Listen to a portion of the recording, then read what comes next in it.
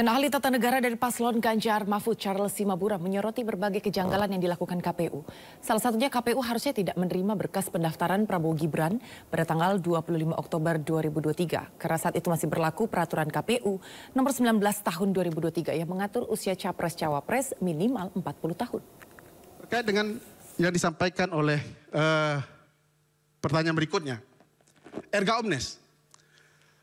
Kita yang studi hukum tata negara paham betul ya, ada dua pembeda antara hukum administrasi negara dengan hukum tata negara. Oppenheim, Van Hollenhoven juga mengatakan, hukum tata negara itu adalah hukum yang mengkaji negara dalam keadaan diam.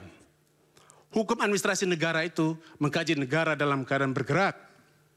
Putusan Mahkamah Konstitusi, putusan Mahkamah Konstitusi, undang-undang, konstitusi itu negara dalam keadaan diam. Dia akan dilaksanakan oleh hukum administrasi negara.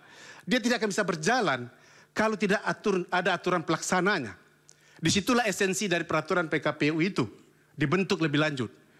Pertanyaan dari Bawaslu, apakah selalu harus ada tindak lanjut putusan PKPU?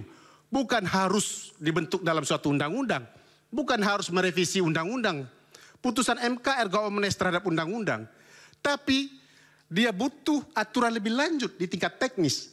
Saya simulasikan, kalau saya sebagai kepala daerah, pernah menjadi kepala daerah, belum berusia 40 tahun, lalu saya akan didaftarkan sebagai calon presiden dan wakil presiden, apa syarat administratif yang harus saya penuhi? Kalau kepala daerah yang sedang menjabat, undang-undang sudah mengatur. Surat izin, pemberitahuan izin kepada presiden, itu cukup dilampirkan. Tapi kan perintah putusan 90 itu bukan hanya kepala daerah yang sedang menjabat. Bagaimana? Apa yang harus saya lampirkan?